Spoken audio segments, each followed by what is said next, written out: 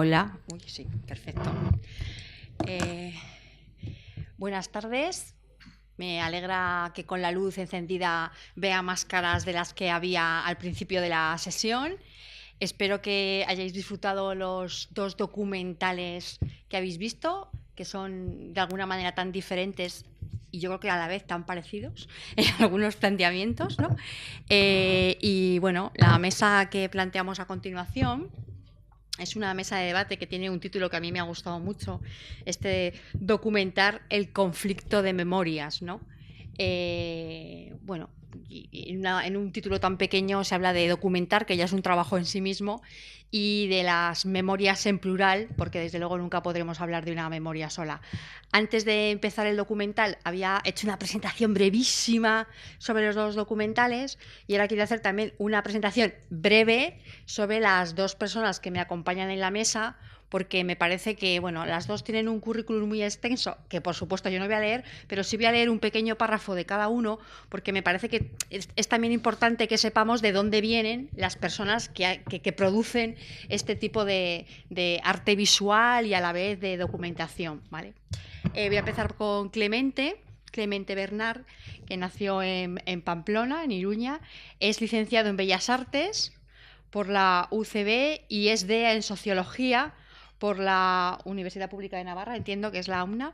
Es fotógrafo y cineasta documental desde 1986, con un fuerte interés por las temáticas sociales y políticas dentro de su entorno cultural más cercano. Entre sus trabajos destacan Jornaleros, Mujeres sin tierra, Pobres de nosotros, Canopus, el libro y la película documental El sueño de Malika, Basque Chronicles, sobre el conflicto político de Euskal Herria, y Donde habita el recuerdo, sobre las exhumaciones de fosas de la Guerra Civil Española.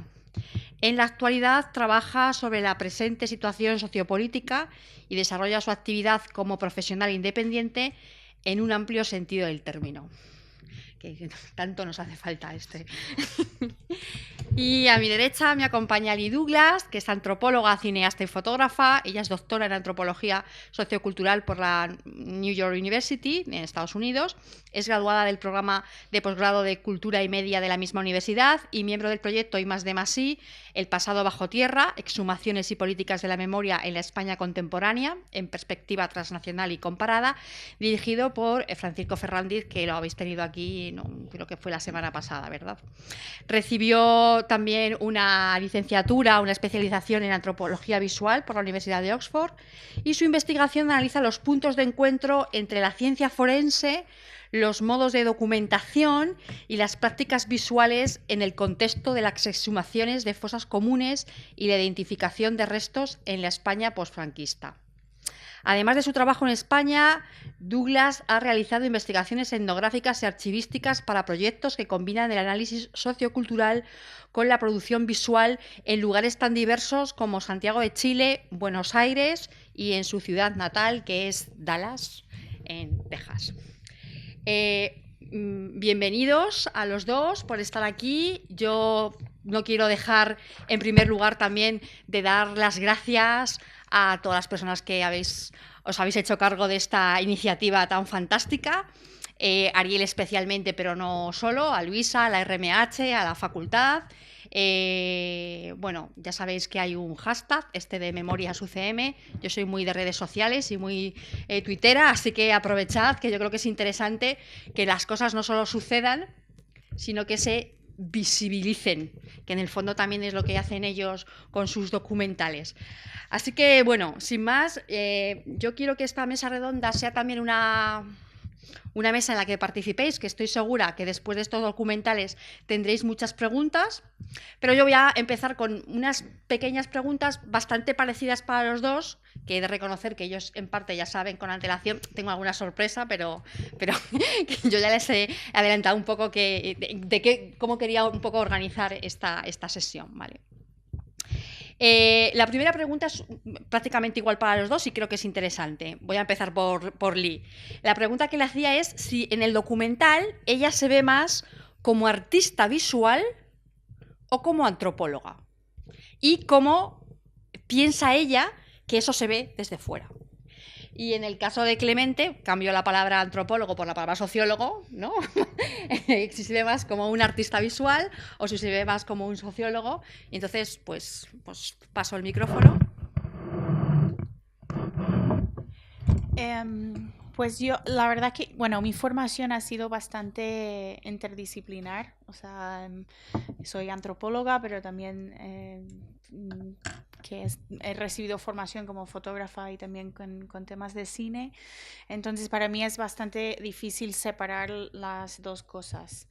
Creo que hay elementos del documental que son como son por el hecho que tanto Jorge como yo somos antropólogos y porque pensamos de una forma bastante antropológica, también por esto de la etnografía, ¿no? Del trabajo de campo, de esa idea de que no, nuestro estudio no es ir una semana y luego irnos, sino que tratar de involucrarnos en las mismas comunidades que estudiamos. Entonces eso creo que sí que en términos metodológicos cambia un poco la forma de hacer cine, pero sí que para mí separar esas dos cosas a veces es bastante difícil. Así que... ¿Y cómo crees que se ve? ¿Cómo se ve? Pues es interesante el documental. Nosotros lo hemos enviado a un montón de festivales. Por lo general se cogen en festivales etnográficos. O sea, que en la ruta, digamos, de cine experimental, nada, cero. Así que en ese sentido supongo que se entiende más como un documental etnográfico. Así que no sé. Hola, buenas tardes. Bueno, yo lo primero que quiero es agradecer, ¿no?, por haberme invitado a participar en estas jornadas de memorias, de derechos humanos y de ciudadanías, ¿no? A todos los que estáis ahí, todas las que estáis aquí presentes, a Ariel especialmente, que me invitó hace unos tiempo, y a Alicia, bueno, pues por participar en esta mesa, ¿no? Por mi parte, yo no me siento ni artista visual ni sociólogo en el documental. Yo me siento documentalista. Yo soy, digamos, me siento muy documentalista, tanto como fotógrafo como autor de algunos documentales. Y realmente me siento ahí, y la función que ejerzo a través de este documental, o la que intento ejercer, es la que intento ejercer siempre con mis trabajos como documentalista, y es simplemente contar las cosas, contar lo que pasa a mi alrededor, un poco lo que has leído tú ahí, lo que pasa en mi entorno cultural, social y político más cercano. Ahí es donde, bueno, he encontrado siempre mis mayores retos, como mis mayores fantasmas, las mayores dificultades para contar las cosas. Y bueno, a la hora de trabajar este documental me siento plenamente documentalista. También tengo que decir que quizás por mi formación en Bellas Artes, pues tengo como una batalla ya de años con el concepto este de artista visual, con el cual pues me peleo, ¿no? Entonces, bueno, yo creo que tiene que ver mucho esto también con cómo se ve, ¿no? Has dicho que cómo se ve. Bueno, tampoco sé cómo se ve muy bien, porque este documental que habéis visto aquí no ha tenido mucho recorrido en pantallas. Se hizo en el contexto, digo, ya vamos a hablar un poco, si queréis, del trabajo, ¿no? Se hizo en el contexto de unas jornadas. Bueno, yo, como os digo, soy documentalista. Además de documentalista, junto con mi compañera, la autora del documental junto conmigo, formamos parte de un colectivo memorialista formado por personas del mundo de la cultura en Pamplona. Y bueno, desde ese colectivo pretendimos hace unos cuantos años, bueno, pues plantear un debate sobre ese monumento a los caídos que está en el centro de la ciudad. Entonces, bueno, el documental, ahora hablaremos más si queréis, se hizo en el contexto de esas jornadas que finalmente se celebraron en enero de 2017. Entonces, bueno, se proyectó en la jornada inaugural de las jornadas, en la primera jornada. Había unas 150 personas, todas de Pamplona prácticamente, excepto algunos invitados que vinieron de fuera. Y luego ha tenido un recorrido lamentablemente judicial, que podemos hablar dentro de un rato, y el único recorrido que ha tenido ha sido pues en redes sociales, porque lo hemos colgado para que la gente lo pudiera ver y para que pudiera pues opinar sobre ese recorrido judicial. Y ahora pues en un lugar como este o en alguna otra proyección de este mismo estilo. Así que es un poco aprovechar que está aquí para no estar moviendo el micrófono. Sí. Una de las cosas que yo creo que nos planteamos los que hacemos investigación, cuando uno ve un trabajo así, que lo que ve es también investigación, como documentalista, como antropólogo, me da igual, es un poco, a lo mejor es una inquietud solamente mía, es cuánto tiempo lleva, ¿no? O sea, cuánto el planteamiento y luego la ejecución de un trabajo así, en los dos casos. Bueno, en este caso particular lleva mucho tiempo. Este trabajo llevó aproximadamente 1 año y pico de trabajo, tanto de campo como de investigación, como de montaje, en fin, en torno a 1 año y pico. Para mí no es una duración muy excesiva porque muchos de mis trabajos tienen duraciones de años, ¿no?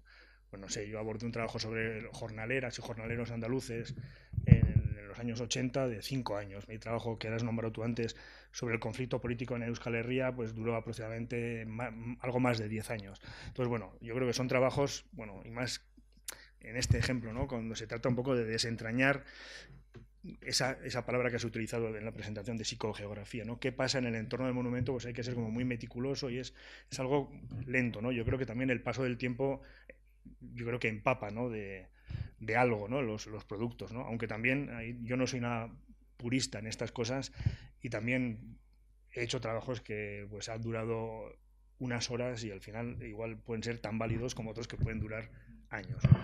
Depende, siempre depende de todo. La misma Sí. recuérdame la pregunta antes de hablar de los tiempos. O sea, porque eso no era la pregunta. Sí, la Sí. pregunta era Vale. un poco Vale. cuánto tiempo te ha llevado, Pues, os ha llevado. Bueno, también esto fue, o sea, solamente del documental en sí, de filmar y editar, pues 1 año y medio. Pero todo el proceso anterior, fue la investigación, o sea, que Jorge, que estuvo en la exhumación que se hizo en Abenójar, que yo en ese momento no estaba en España, se realizó, si me acuerdo bien, en 2009, 2010. Entonces, en ese sentido, bueno, son por lo menos 5 años. Es también importante destacar que este proyecto, o sea, Jorge y yo, como los dos somos antropólogos que también trabajamos sobre lo visual, que no es muy común, teníamos ganas de hacer algo juntos. Pero es verdad que este documental nace de la investigación de su equipo, que es un equipo en Ciudad Real que tiene relación con la UNED, y el objetivo de la investigación colectiva que han estado realizando por más de 10 años es recopilar todos los nombres de todos los represaliados de la provincia de Ciudad Real. Y de hecho se acaba de terminar, han publicado un libro, lo tengo aquí para los que les interesa, que es un trabajazo bastante increíble, de poner nombres y documentos y números a estas historias. Entonces, en ese sentido, o sea, que el documental viene como la parte final, pero en realidad, o sea, toda esa parte anterior era muy importante también.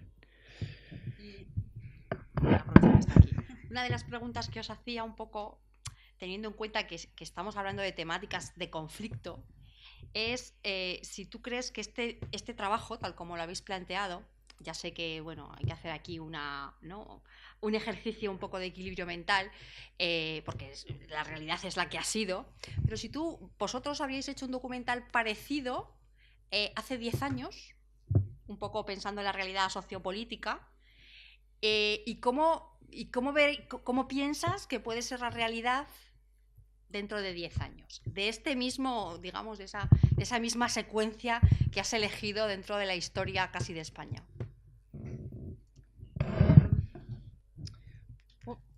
Yo en general creo que las cosas surgen en los momentos que tienen que surgir. O sea, que hace 10 años, igual Clemente, que tú que llevas más tiempo con este tema de memoria, no sé, habría sido otro documental. Creo que también cómo se va a recibir o cómo se va a circular, bueno, espero que esté circulando en 10 años, puede ser que nadie lo quiere ver en 10 años. Pero bueno, está por ver cómo van a ir desarrollando las cosas. Hay momentos en que lo veo un poco gris en cómo va a ser esto de la memoria histórica. Hay otras cosas que creo que son muy positivos, tanto la posibilidad de sacar Franco del Valle de los Caídos. También creo que en España hay una apertura en términos de gente joven, como la gente en esta sala, que sí que está aprendiendo de este pasado, y me gustaría pensar que en ese sentido, en 10 años, estaríamos teniendo otros debates sobre el pasado. Porque sí que es verdad que muchas veces esto cuando trabajas sobre la memoria, el pasado también tiene un significado en el presente por las cosas que nos rodean. Entonces yo creo que un poco imposible saber cuál es, pero me gustaría pensar que sigue teniendo algún significado.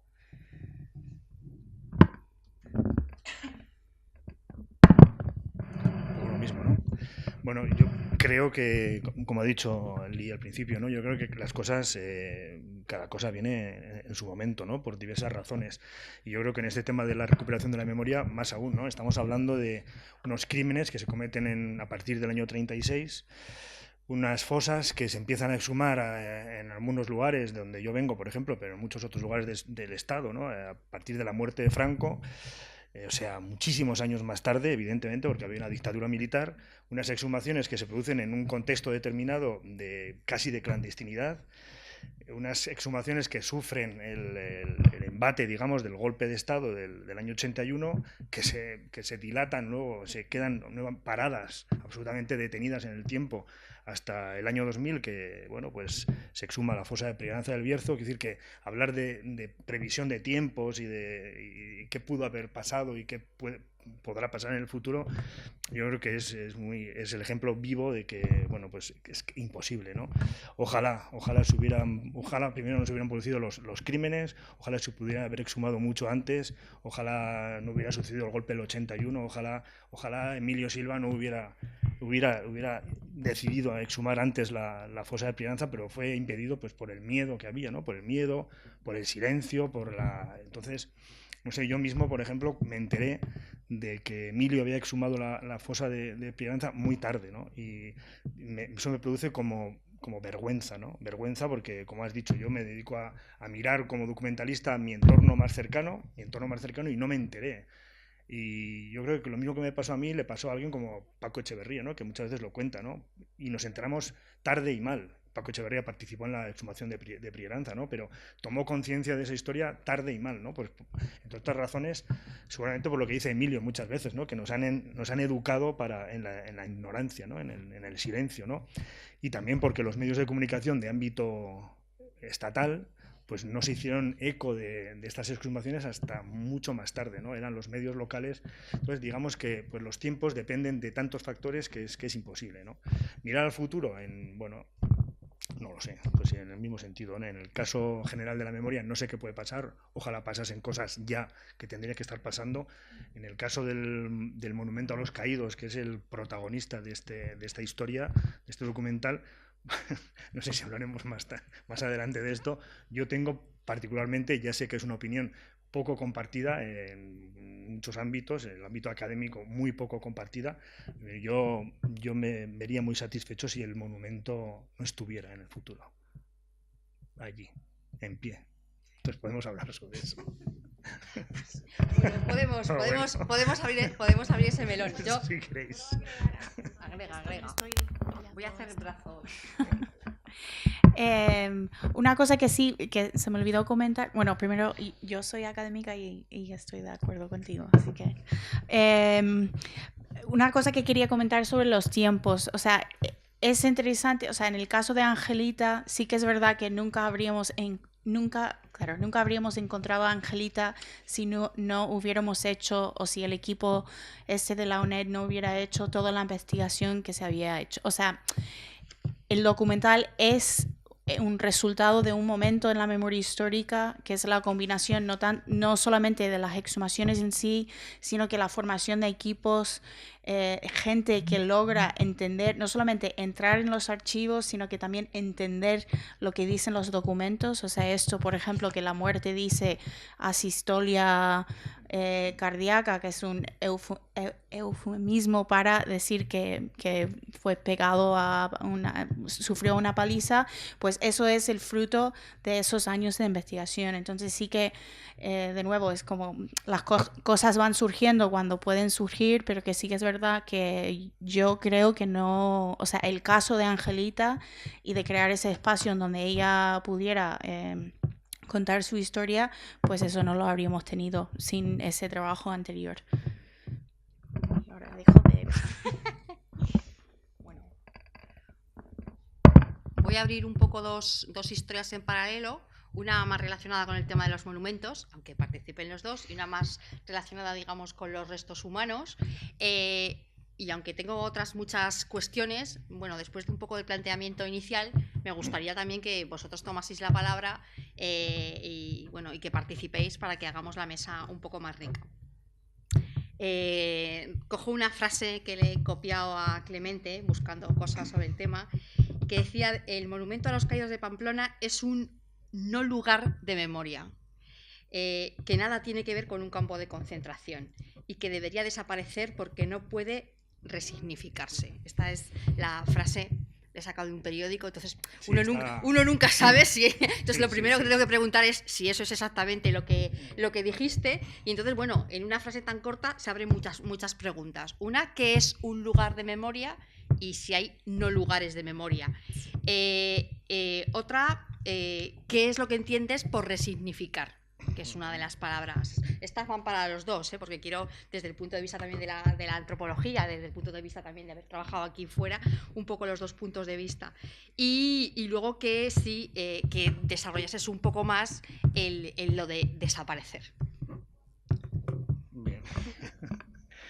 A ver, esa frase, bueno, está un poco errónea, es cierto error. Yo no creo que no dije dónde lo tienes escrito. Aquí. Que es un no lugar, no, seguramente dije que no es un lugar de memoria, no un no lugar, que es otra historia que también me interesa, pero bueno, yo creo que dije que no es un lugar de memoria. Tampoco voy a... esa pregunta sobre qué es un lugar de memoria, yo creo que no la voy a responder porque no lo sé, no sé qué es un lugar de memoria. Creo que es un término que a mí no me satisface, en absoluto, además. Creo que el tema de la memoria histórica está lleno como de grandes disquisiciones terminológicas que me perturban bastante, ¿no? Incluso muchas veces sí, me perturban porque a veces cuando se abre la discusión sobre la memoria histórica siempre hay quien aparece y dice: no, vamos a ver, la memoria es una cosa, es individual, la historia es otra cosa, bibliografía en abundancia. Yo creo que al final, cuando hablamos de memoria histórica todos más o menos estamos de acuerdo de qué estamos hablando, ¿no? Yo creo que hasta que entró la RMH en acción, yo creo que, no lo sé, pero tengo la sospecha de que es la RMH, Emilio, ¿no?, el que de alguna forma introducen este concepto que ya estaba en las ciencias sociales desde hace mucho tiempo, pero lo ponen sobre la mesa política en este país y bueno, empieza a trabajar y es un concepto que ha triunfado, ¿no? Y yo creo que, si no me equivoco, antes del año 2000, sobre todo en los años 80 o 90, la expresión que se utilizaba para hablar de estos temas era exigir responsabilidades por los crímenes del franquismo. Esta era la forma en que se hablaba de exhumar fosas y de, bueno, exigir responsabilidades a los criminales, ¿no? Pero bueno, se pone el término memoria histórica. Algunos, yo creo que mucha gente lo entiende, lo hace suyo, pero luego creo que hay mucha gente de una forma como muy tiquismiquis, por decirlo así de forma vulgar, bueno, pues que se quieren quedar ahí un poco en esa discusión terminológica. A mí no me interesa. Con el tema de los lugares de memoria pasa un poco lo mismo, ¿no? Un término que, si no me equivoco, tampoco viene de los lieux de mémoire de Pierre Nora, viene ahí. ¿Qué son lugares de memoria? Pues no lo sé. No tengo ni idea. Yo casi prefiero, respecto de los monumentos y de este tipo de historias, prefiero hacer como otro tipo de división, ¿no? Me interesa dividirlo entre los lugares, no sé cómo calificarlo, porque no tengo una palabra que lo marque, ¿no? Como los lugares de represión, podría hablar, un lugar de represión. Es decir, un lugar donde se ha matado, se ha torturado, se ha asesinado, se ha sufrido, ¿no? ¿Qué lugares pueden ser estos? Pues pueden ser cárceles, pueden ser campos de exterminio, pueden ser lugares donde se ha sufrido el crimen y donde ha habido gente que ha muerto de determinadas maneras en la represión. Y luego yo habría otra categoría que son, pues no sé, yo los llamaría, pero lo digo ahora mismo aquí, como lugares de humillación o monumentos de humillación, ¿no? Entonces yo creo que son enormemente diferentes los unos de los otros y hay que hilar muy fino, ¿no? Primero entre ambas categorías y luego yo hilaría muy fino entre cada caso concreto dentro de cada categoría. Por ejemplo, yo creo que los lugares de represión, como un campo de exterminio o una cárcel, en el caso de Alemania o en el caso de España, bueno, pues son lugares que por su propia presencia, de alguna forma, evidencian lo que pasó allí, evidencian ante cualquiera que se presenta en ese campo de exterminio. Vas a Auschwitz y, bueno, se constata el crimen de alguna manera. Además, son edificios o son lugares como Auschwitz, como miles de otros campos que tienen barracones, que tienen naves, que son casas normales y corrientes, son cárceles, que han sido construidas, digamos, con un espíritu funcional, para matar, para encarcelar, para reprimir, para exterminar, para quemar en hornos crematorios, para lo que sea, ¿no? Sin embargo, hay una enorme diferencia con los monumentos, como el caso que nos ocupa, el monumento a los caídos de Pamplona y otros que habrá en el Estado, y hay otros casos híbridos, pero bueno, el caso del monumento a los caídos es un monumento hecho únicamente para humillar, ¿no? Para insultar, para humillar a las víctimas, ¿no? Para decir, os hemos matado, en Navarra se mató a 3.500 personas sin haber frente de guerra, os hemos matado y ahora que ha terminado la guerra os vamos a humillar y nos vamos a reír de vosotros a la cara. Vamos a poner este monumento, el del documental, que es el segundo monumento más grande del Estado de enaltecimiento franquista, el segundo, después del Valle de los Caídos, pero es el único que está en un entorno urbano, está en el pleno centro de la ciudad. Entonces lo vamos a poner en el centro de la ciudad para que sepáis quién ha ganado y para, de alguna forma, humillaros permanentemente, ¿no? No solamente eso, sino que no se trata de barracones, de edificios como puede ser una prisión de los años 30 o 40, sino que estos monumentos están realizados por artistas, ¿no? La calidad de ese arte podrá ser alta, baja, eso ya depende de cada uno, ¿no? Pero son artistas del momento, durante la dictadura, que hacen un edificio brutal como este, enorme, y creo que es una de las cúpulas más grandes de la cristiandad, y no me equivoco. Tan es así que la impresión que producen no es la que he dicho antes, de que se constata el crimen cuando tú entras a un barracón de Auschwitz y ves las letrinas, ves el horror que se ha sufrido allí, sino que a la gente le pasa lo que se ha evidenciado en el documental, que se queda extasiada, ¿no? Estas pinturas, esta cúpula, esto es una maravilla, esto por favor, ¿cómo lo vamos a tirar, ¿no? Entonces yo creo que ya entro un poco en mantener un lugar de represión, como puede ser un campo de exterminio, como puede ser una cárcel, mantenerlo creo que es resistir y denunciar el fascismo, ¿no?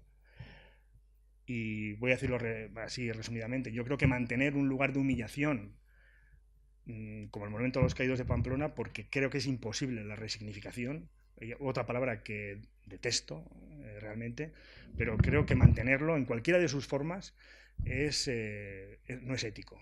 Me parece a mí que entramos dentro de lo no ético, ¿no? Entonces yo creo que hay como líneas rojas que deberíamos desmenuzar, ¿no? No voy a terminar ya para que habléis, pero yo creo que, por ejemplo, el Valle de los Caídos es un híbrido. Eso ha sido un lugar de represión donde se ha muerto, donde han habido esclavos del franquismo, y al mismo tiempo es un lugar de humillación. Entonces hay que ver bien cómo se hacen las cosas, ¿no? En otros casos yo lo tengo claro. En el Monumento a los Caídos, cuando has dicho la última qué significa que no esté, yo quiero que sea demolido. Así. Sí. Aquí empieza el debate. Vamos a ver el punto de vista de Eli. Sobre lo mismo. Sí. Luego haremos un apartado de exhumaciones que tengo también. Vale. O sea, yo también creo que eso de la resignificación es un tema muy complicado. Bueno, no me siento cómoda necesariamente hablando de lo de Pamplona porque conozco menos el caso, pero sí, por ejemplo, en el Valle de los Caídos, tampoco estoy tan segura que es un lugar que se puede resignificar o que significa algo para un sector de personas en España y también me imagino afuera y significa otra para otros. El problema es que, claro, es de nuevo esa historia no contada o no reconocida, ¿no? De la gente que su labor y en muchos casos sus vidas fueron sacrificados para crear este sitio que es un monumento al fascismo. O sea, entonces, sí, yo estoy de acuerdo con Clemente que hay que ver muy bien cada cosa, o sea, que cada caso de forma individual. Y si en el caso, por ejemplo, del Valle de los Caídos, yo creo que parte de la resignificación también sería destruirlo de alguna forma. Luego también, si vamos a ahora entrar en el tema de los cuerpos, sí, claro, hay un gran problema porque no se puede destruir cuando hay cuerpos no identificados adentro. O sea, eso sí que... Y cuerpos de víctimas, no... Creo que eso también es importante. Pero a nivel simbólico, de que si debería existir o no, pues tal y como está hoy en día, creo que no debería existir. Voy a haceros una pregunta de la que espero respuesta a mano alzada. ¿Cuántas personas, no, para hacerme una idea, cuántas personas conocen el monumento que ha salido en el documental de Clemente? Han estado en Pamplona y lo conocen. 5. 5. Y por hacerme también una idea, ¿alguno ha estado en alguna exhumación, aunque solamente no participando o simplemente visitando? Sí. Eso no vale. Sí, pues está bien como 4, pero efectivamente. Las personas que no habéis estado ni en una exhumación ni en el Valle, o sea, ni conocéis el Monumento a los Caídos de Pamplona, ¿teníais alguna idea previa a la película, a los 2 documentales sobre este tema? ¿Sobre qué es lo que veníais a ver? ¿A sus muertos? ¿O qué es lo que permanece?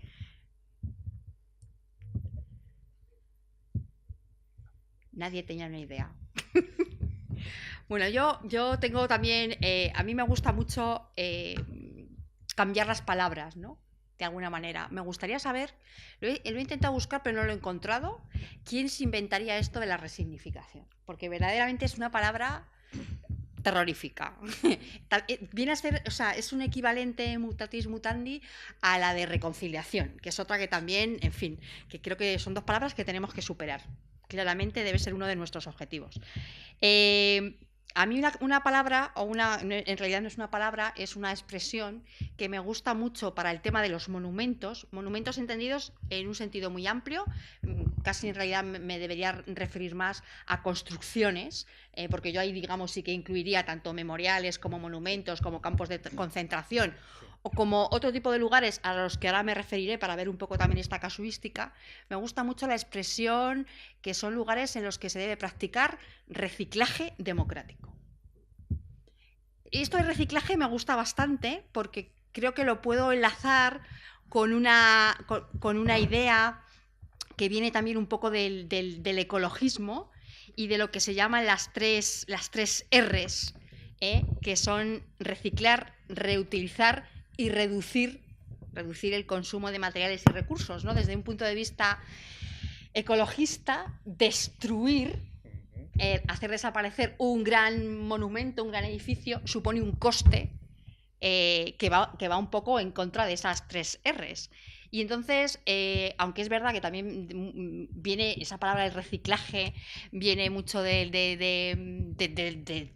mundo del medio ambiente, pero yo creo que reciclaje es mucho más que resignificar, porque una cosa tiene solamente ideología, ¿no? Yo la resignificación entiendo que tiene poco recorrido más allá de lo ideológico, y sin embargo el reciclaje creo que tiene muchas cosas más, que tiene que ver con lo social o lo costumbrista más allá de lo ideológico, y que puede ser una de las soluciones. Mi punto de vista en concreto es, yo estoy muy poco a favor de la demolición de los lugares.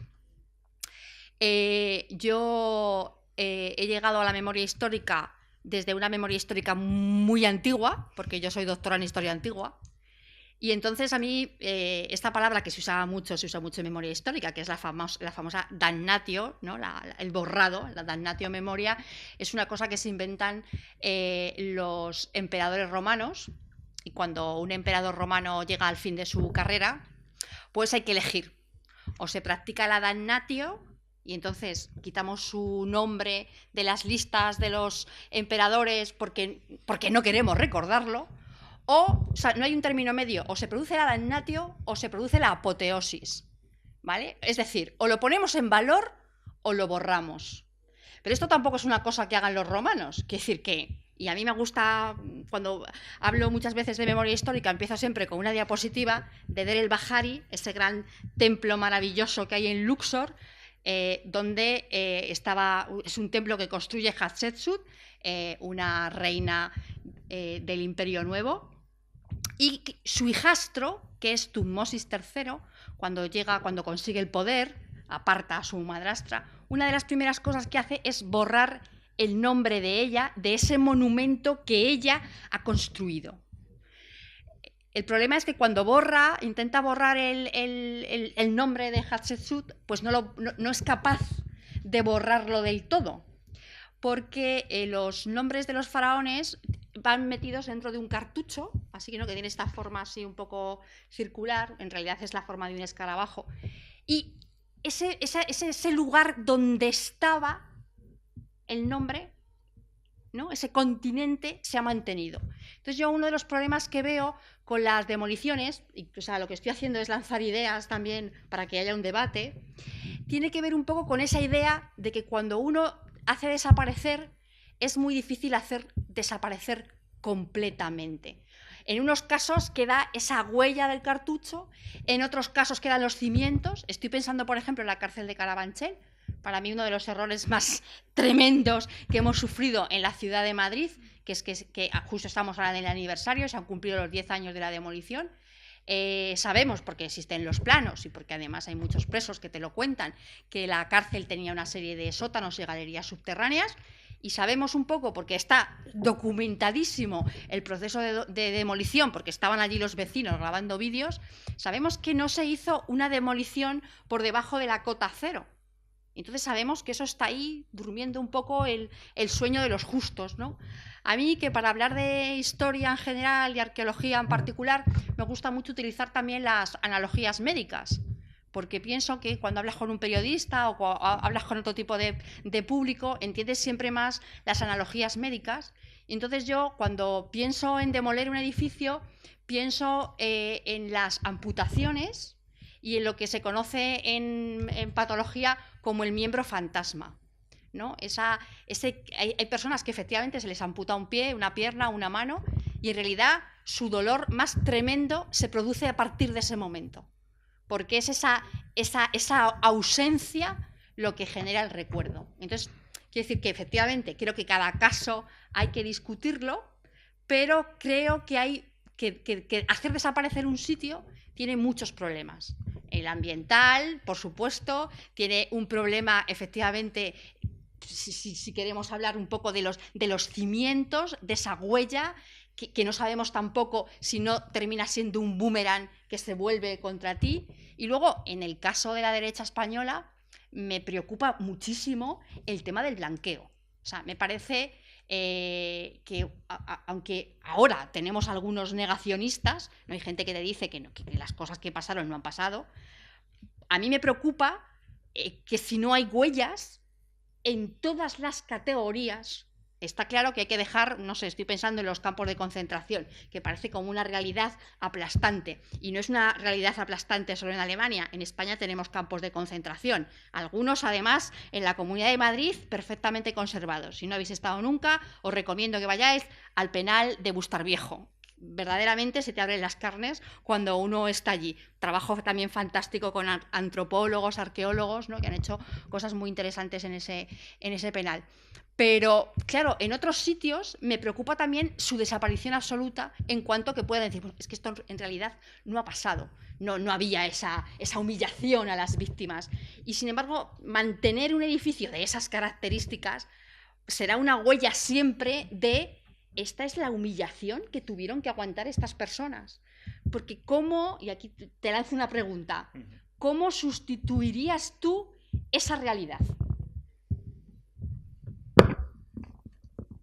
No lo sé, no sé cómo la sustituiría. Yo creo que bueno, el vector principal en esta historia tiene que ser el respeto a los derechos humanos. Eso es como el objetivo principal, ¿no? Y yo ahí vuelvo un poco a lo de antes. Yo diferencio absolutamente entre lugares de represión, como les he llamado antes, lugares de humillación, ¿no? Yo creo, en línea con lo que has dicho antes, que los lugares de represión sí que, pues, bueno, tienen que ser susceptibles de ese reciclaje que has dicho, y me parece muy correcto, casi en todos los casos, ¿no? Prácticamente en todos los casos. Ya lo he dicho antes, cárceles, campos de exterminio, la cárcel de Carabanchel que has dicho, la cárcel de Pamplona, que justamente como un lugar de represión, pues la derecha que gobernaba hace unos pocos años la destruyó en el plazo de una semana, ¿no? La vaciaron y la destruyeron. ¿Por qué? Porque no les interesa que esos lugares de represión se manifiesten, evidencien la represión a la que ellos sometieron a los demás, ¿no? Tengo muchas más dudas en el otro caso, ¿no? De hecho, yo creo que ese borrado, ¿no? Del que has hablado, ¿no? Que puede dejar huellas, evidentemente deja huellas, ¿no? Pero es un borrado que incluso ya lo llevamos mucho tiempo haciendo, ¿no? En este país, muchísimo tiempo haciendo, con el consenso, yo creo que prácticamente de todo el mundo, ¿no? Y no solamente en este país, en muchos otros sitios. Hemos borrado, hemos quitado placas. Yo estoy a favor de que se quiten placas, hemos quitado nombres de calles, hemos quitado escudos, hemos quitado todo tipo de simbología franquista, vamos en camino de quitarlo, aún queda muchísimo, ¿no? Tirando de ese razonamiento que he dicho antes, pues para apreciar en toda su esplendor la humillación del franquismo, pues quizás no debemos quitar ni un escudo, ni una placa, ni un nombre de calle General Mola, ni una placa avenida del General Francisco Franco, y igual no deberíamos quitar nada, ¿no? Ni siquiera el sistema supuestamente democrático en el que vivimos, para que pudiéramos apreciar en todo su esplendor cómo el franquismo nos tenía absolutamente humillados, ¿no? Entonces, yo creo que no. Yo creo que los lugares de humillación y las placas de humillación y los escudos de humillación y las ceremonias de humillación, yo creo que, por decirlo de una forma así contundente, ¿no? Vulneran los derechos humanos, ¿no? Y si vulneran los derechos humanos, yo creo que nos tenemos que desprender de ellas, ¿no? Y si tuviera que hacer una analogía también con esto que has dicho de lo médico, ¿no? Pondría otra comparación, ya que estamos en el tema de la patología médica, ¿no? Pues no sé, imaginemos un tumor maligno, ¿no? Y yo creo que las placas y los monumentos de humillación y la simbología franquista es un tumor maligno, ¿no? Y un tumor maligno o lo quitamos o nos come.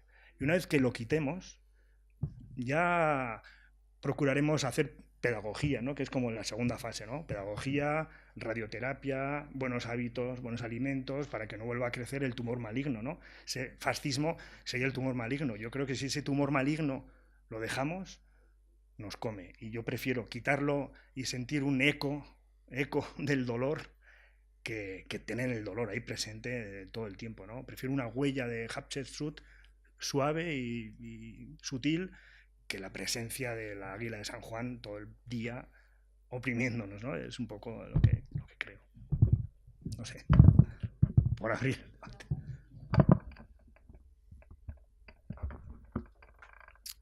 Pues, bueno, esto lo pongo como propuesta. Yo creo que parte de ese problema o el nerviosismo que nace con esto de la resignificación. Yo personalmente, supongo que aquí salgo sí que como antropóloga, es que estamos produciendo significado todo el rato. O sea, no es que estamos resignificando algo, sino que en las acciones y las decisiones que tomamos hay un significado. Entonces, a mantener placas, nombres de calles o incluso un lugar como el Valle de los Caídos es de alguna forma crear un significado que es de alguna forma decir esto puede existir. Cuando yo digo que estoy a favor de alguna forma derrumbar o terminar con el Valle de los Caídos, es también no con la idea de que eso va a ser un borrado. O sea, que yo creo firmemente que esa historia no se borra, sino que es tomar una decisión de cómo queremos que sea el país, cómo queremos que sea la sierra. O sea, y en ese sentido es tomar una decisión sobre un lugar que es que está tan lleno de un significado negativo y fascista, y ahora mismo no solamente aquí en España, sino en todas partes, bueno, en Europa, en Estados Unidos, que tenemos un resurgimiento de esa ideología fascista, pues creo que es importante tratar de tener una contrapropuesta. Entonces no es que creo que a quitarlo o derrumbarlo, que eso es borrar el Valle de los Caídos. No, eso es una forma de crear significado y de tomar una decisión colectiva sobre qué podemos hacer con ese sitio. Que creo que eso es el paso que no ha ocurrido. Es como cuando en la charla de Paco Echeverría hubo una comisión en el 2011, propusieron cosas muy interesantes y se quedó estancado. Entonces yo creo que más que nada no es borrar, sino tomar una decisión para crear significado, que es algo que también estamos haciendo a no tocarlo. Simplemente por matizar un poco y por apoyar un poco lo que has dicho respecto a la palabra resignificar, ¿no? Porque hay un problema cuando esa palabra, qué se resignifica y sobre todo quién resignifica algo, ¿no? Desde dónde se resignifica. Por esto estoy muy de acuerdo con ese concepto de reciclaje que has dicho, porque bueno, implica otro tipo de decisiones colectivas y dependiendo de cada lugar, ¿no? Estoy pensando en un ejemplo ahora muy concreto de una que seguramente lo conoceréis, que se llama, está en Santiago de Chile, se llama Londres 38. Es un lugar en el que, bueno, pues no se va a una resignificación de esa casa en la cual se torturó sistemáticamente gente en el inicio de la dictadura pinochetista, pero sin embargo, pues es un centro en el cual pues es asambleario, pasan cosas sin un guión establecido y, bueno, de alguna forma está vivo y esa vida recicla o discute ese lugar de tortura, ¿no? Entonces, eso me parece, como decías tú, Alicia, mucho más pertinente que una resignificación que, desde luego, implica ya el criterio de alguien que nos va a imponer otra vez una versión, ¿no? Y yo creo que en esto de la memoria, yo por lo menos desde que hago fotografías de exhumaciones y de todo tipo de cosas relacionadas con la memoria, contra lo que más he luchado es contra las versiones oficiales, ¿no? O sea, contra la versión única, la voz única, la versión oficial que te diga cómo tienen que ser o cómo han sido las cosas, ¿no? Entonces yo creo que ahí sí que necesitamos ese concepto que me ha gustado mucho, es el de reciclaje tan vinculado con la ecología, ¿no? Que aquí yo creo que nos sirve mucho.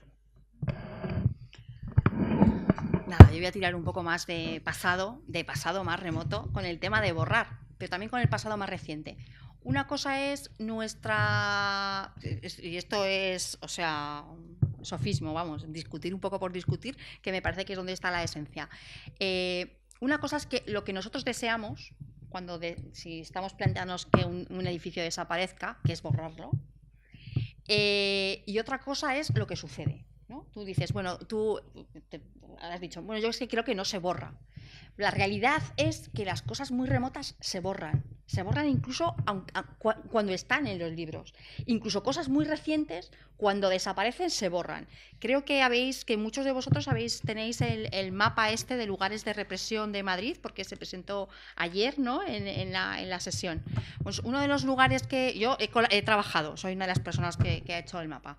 Pues efectivamente hay que elegir muchos sitios, porque hay tantos sitios que muchos han quedado fuera. Entonces hay uno de los supongo que muchos o casi todos sois de Madrid, ¿no? O muchos vivís en Madrid. Uno de los lugares que aparece en el mapa es la Plaza del Marqués de... ¿Alguien lo tiene aquí el mapa? Bueno, hay uno que es la Plaza del Marqués de Salamanca número 9. La Plaza del Marqués de Salamanca es como un lugar súper central en la ciudad de Madrid, barrio Salamanca, barrio bien. Uno va allí a la Plaza del Marqués de Salamanca y no hay absolutamente nada. Y hay un lugar que desde el año 42, o sea, lo que había en la Plaza del Marqués de Salamanca número 9, es un lugar, desde que en el año 42 está el famoso Patronato de Protección de Mujeres Caídas.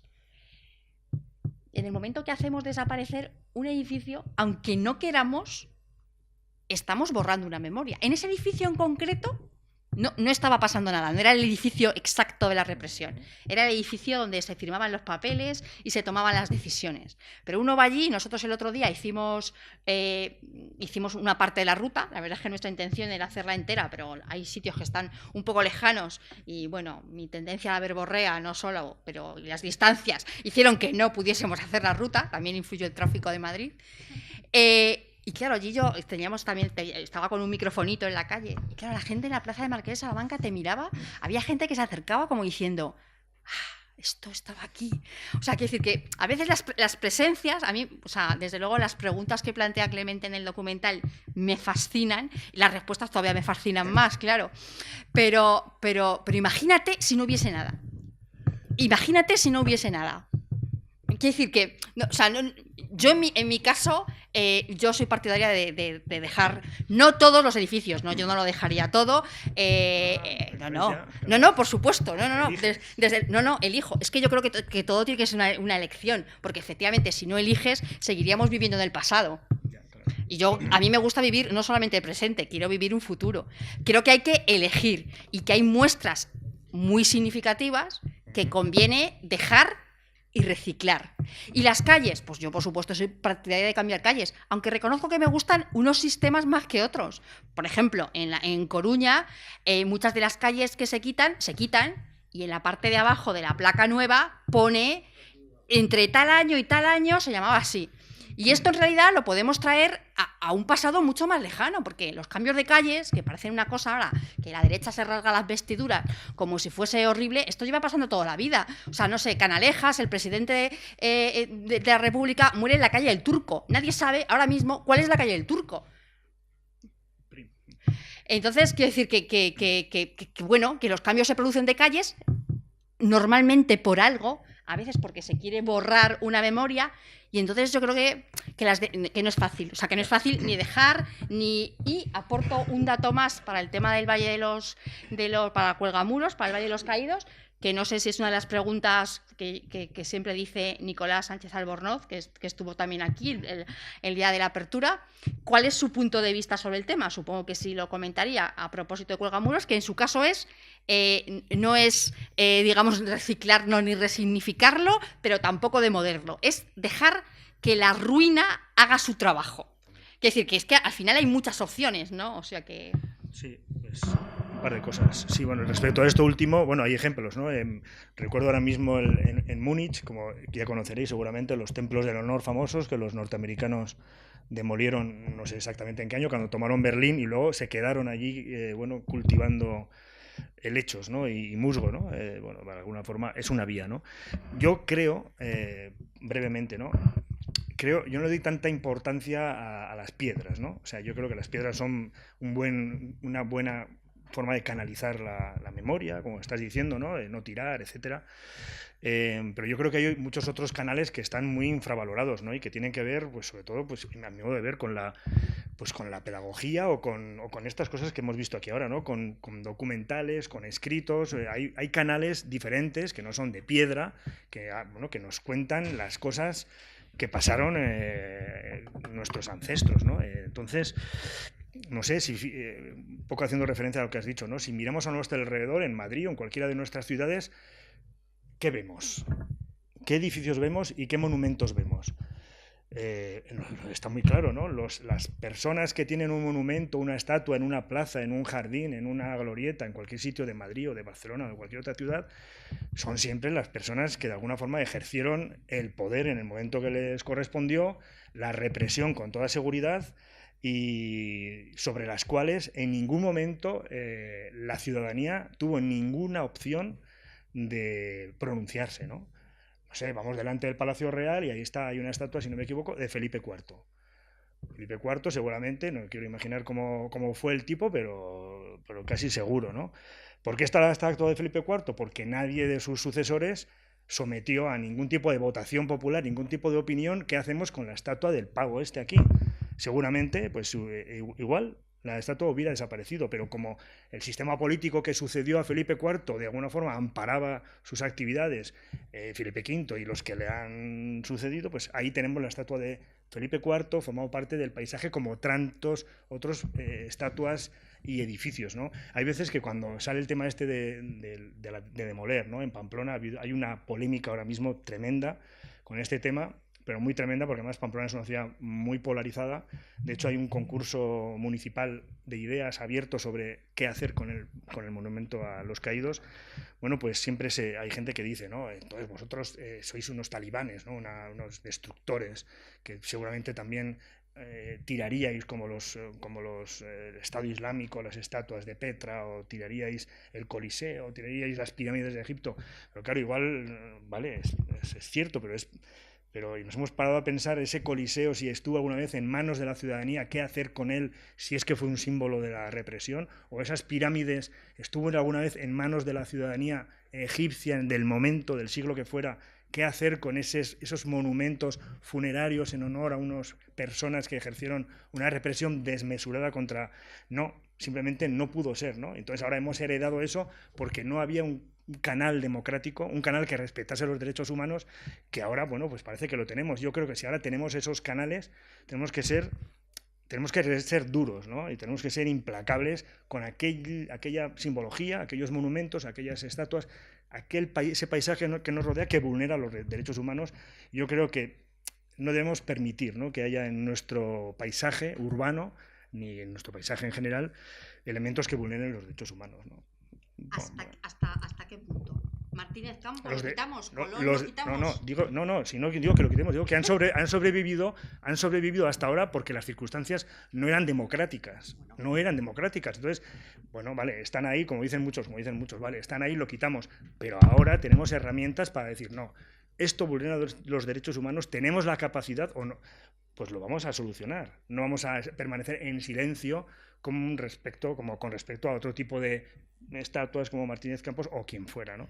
Es decir, tenemos otras herramientas, tenemos otra conciencia o no la tenemos.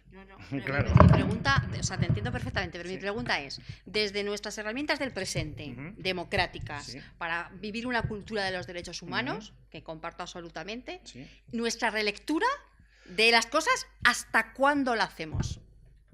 Bueno, estoy hablando prácticamente del presente. Esto yo lo considero que es nuestro presente, más absoluto, además. Esto es el presente, evidentemente. Yo así lo considero yo. No sé si quería hablar, Ariel. Venga. Yo estaba pensando que me crucé, no me acuerdo cuándo es, que están echando la Segunda República, la serie esta de 30 capítulos, que en sí mismo es significativo que la hayan empezado a echar en la temporada de septiembre, ¿no? Cada vez que cambia, es decir, es una producción del 2011, que se echó allí, vuelve un gobierno socialista, la vuelve a poner ahí, y justo el domingo, vamos, en un zapeo me paro porque hay uno de los personajes, un intelectual bastante elegante, en el que está viendo la última estatua del retiro que van a retirar del último rey, y que ya llevan, no sé si dice, como 80 o 90 en Madrid retiradas y que las están fundiendo, ¿vale? Y dice, oye, pero qué barbaridad con este arte. No, él lo dice con naturalidad, no, bueno, es una cuestión de representación, pero nosotros, si usted la quiere comprar, la puede comprar a precio de chatarra, ¿no? Me pareció muy interesante, porque él decía la posibilidad, no sé si, esto responde en términos históricos a la realidad, pero que me pareció desde el punto de vista de la metáfora muy simbólico, en el sentido que la parte republicana decía, no, nosotros contra la obra de arte no tenemos nada, lo que queremos es que si usted la puede poner en un espacio privado, y ya me parece bien que se conserve la obra, pero no en un espacio público.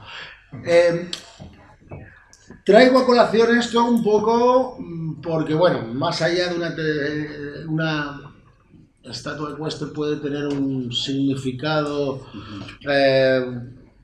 simbólico conmemorativo que te puede como distraer un poco, pero yo creo que es mucho más concreto pues los elementos conmemorativos tipo caídos por Dios y por la patria, ¿no? En el sentido de que clarísimamente estaban haciendo una narrativa local, ¿no? Entonces yo un poco, cuando intento transmitir a los estudiantes un poco cómo es la dinámica del poder simbólico, ¿no? En última instancia, eso, tener una placa de esas características en un pueblo, no deja de ser un semáforo histórico que te dice rojo, amarillo o verde. Es decir, usted puede decir, narrar, pensar y hablar de determinadas cosas o no, porque esto sigue aquí, ¿no? En ese sentido, la pregunta iría a el espacio un poco más de la comunicación, ¿vale? Es decir, creo que habéis hecho a un espacio de la comunicación para entender un poco cuál es la problemática de resignificación que tenemos, que yo creo que tenemos un problema con la palabra resignificación, pero en realidad no es con la resignificación, creo que es con el contexto que no nos permite hacer la resignificación, ¿vale? Que en todo caso es un contexto de recepción que viene previamente. Entonces por eso quería ir un poco a la perspectiva de la comunicación. Es decir, vosotros un poco como en última instancia creadores de primera instancia de un formato con un mensaje que va a entrar en una circulación, ¿vale? Y que va a llegar a determinado público, me gustaría un poco más, que creo que es interesante, que estáis dos personas, un poco una más, un poco más académica, otra un poco menos académica, que me contéis un poco qué pensáis de una de las cosas que yo insisto en, también son las coordenadas de retraso que tenemos las ciencias sociales en España para llegar a estos debates. Es decir, creo que hay una parte de que todavía no tenemos una parte conceptual que viene de los cultural studies, de una perspectiva de antropologías más abiertas, con incluso los media studies, es decir, una serie de cuestiones que tienen que ver con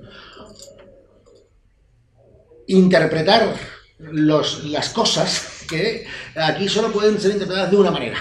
Tenemos una dificultad de tener una doble interpretación y que nos tengamos que conformar con ese pluralismo interpretativo y decir, esto es lo que hay y que en última instancia lo que hizo durante muchas generaciones el fascismo fue, esto solo se va a interpretar de una sola manera, ¿no? Y bueno, creo que en eso se estructura una hegemonía ideológica brutal, que es lo que tenemos que terminar de recomponer. Entonces, bueno, solamente eso, siendo conscientes de esa metáfora que nos aporta Castells para entender un poco las redes de comunicación como redes que conectan nuestras neuronas con lo social a través de un sistema comunicacional, que el poder en ese sistema comunicacional es quién programa y quién conecta, ¿vale? En ese sentido, un poco, vosotros, desde creadores de un mensaje, ¿qué recursos habéis tenido para crear el mensaje, ponerlo en circulación y que conecte con otras personas? Y me gustaría un poco, he visto que está ahí, hay una contribución muy clara de una facultad, con un comportamiento relativamente activo, que aquí, más allá de que los compas de audiovisual siempre se portan estupendamente como nosotros, lamentablemente, por ejemplo, no tenemos proyectos compartidos académicos con los audiovisuales, porque aquí todavía no lo hemos inventado. Pues, bueno, está el micrófono aquí. Venga. Bueno, básicamente creo que le he hecho referencia antes, ¿no? Desde mi punto de vista, siempre he tratado, yo creo que es básico, ¿no? Es justamente luchar contra lo que estás diciendo, ¿no? Contra esas versiones oficiales que decía antes, contra esas versiones únicas, ¿no? Entonces yo en todos mis trabajos documentales o de otro tipo, bueno, mi obsesión siempre es de alguna forma elaborar discursos vulnerables de alguna manera, ¿no? Frágiles, a mí es lo que más me interesa, ¿no? Plantear preguntas. Este documental, bueno, pues intenta plantear preguntas y abrir dudas, ¿no? en la ciudadanía, reflejar las dudas de la ciudadanía, pero también abrir preguntas, ¿no? Para mí es fundamental, no solamente no sé cómo decirlo, no solamente en el discurso pesado, en la línea argumental, sino también visualmente, ¿no? Que plantee problemas de lectura incluso, ¿no? Bueno, voy a contar simplemente como ejemplo, ¿no? Yo empecé a hacer fotografías de exhumaciones de fosas en torno al año 2003 y, bueno, al cabo de unos años quisimos de alguna forma hacer un libro, en el año 2011, y un poco la obsesión a la hora de hacer el libro, junto con Paco Fernández, con Emilio Silva, fue justamente esa que estabas diciendo, ¿no? Entonces, bueno, aquí ha habido una versión oficial que nos han impuesto, una voz única. Entonces, bueno, vamos a mostrar este discurso sobre exhumaciones de fosas de forma absolutamente contraria, ¿no? Hay que discutir esa versión oficial y vamos a ofrecer un producto que sea, digamos, multivocal, ¿no? Que ofrezca muchas voces, que tenga muchas aristas, que tenga muchos puntos débiles.